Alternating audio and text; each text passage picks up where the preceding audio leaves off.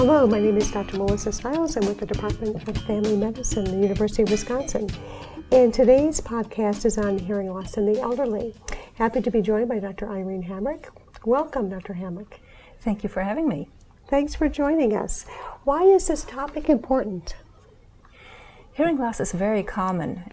More than half of our elderly patients have hearing loss, and as our population ages, that becomes more frequent.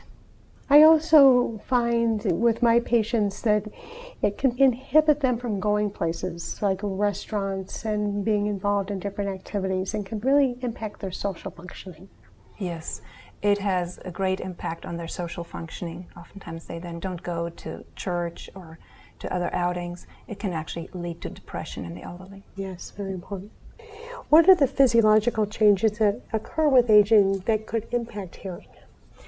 Ears continue to grow, as do our noses, and our earwax oftentimes gets stuck in our ear canals. That contributes to hearing loss as well. The most common type of hearing loss is sensorineural hearing loss, and that affects the high-frequency sounds. And what changes do you expect to see on an audiogram with that? So you have decrease in the high-frequency sounds, and you only hear in the lower decibel range.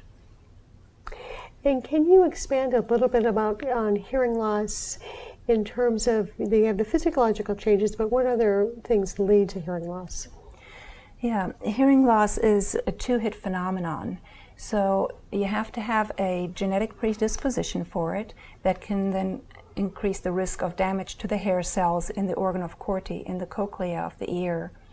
And the other component is that of noise pollution or damage to the ear from noise, most commonly from occupational exposure, and therefore men are at higher risk of having hearing loss than women because historically they have worked in occupations that had a lot of noise pollution. But that's changing now. OSHA requirements cause reduced noise exposure in the workplace, and a lot of women entering jobs that have previously been held by men changes that as well, such as construction. Noise pollution also can happen to younger patients hearing to loud music, and we will see a big increase in hearing loss as this generation ages. What strategies do you use in communicating with patients with hearing loss? Some things that we can use is words that sound in the lower frequency range, such as words that have more vowels or consonants that are in the lower frequency range, and avoiding the consonants that are in the high frequency range.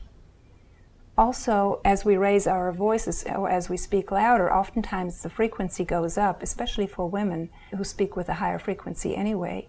So instead of speaking louder, it's oftentimes better to just speak slower and in a lower frequency. So separating words and not trailing off is important. And also, if you've ever learned a foreign language, you've probably noticed that if the person speaks very rapidly, you cannot understand it. But if they slow down, it gives your brain enough time to process what that strange sound could mean.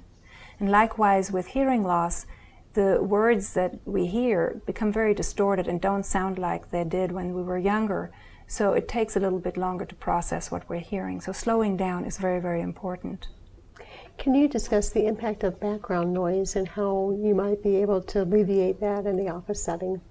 Yes, background noise is very detrimental for patients with hearing loss, and they oftentimes then don't understand what we're saying because they cannot tune out as effectively.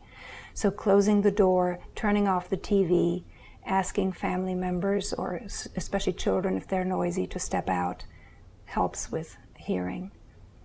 And can you briefly discuss hearing aids and pocket talkers and amplifiers?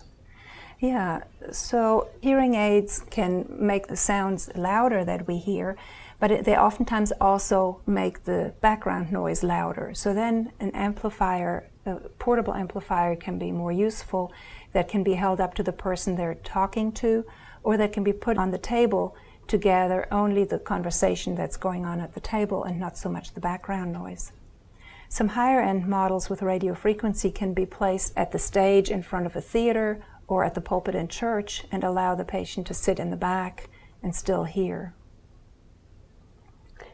And what resources would you recommend to a patient who's identified as having hearing loss?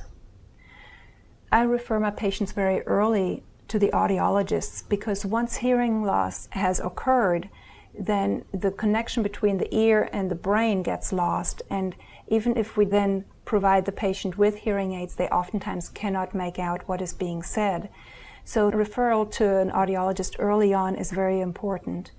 Also, hearingloss.org is a website that can be of help for our patients.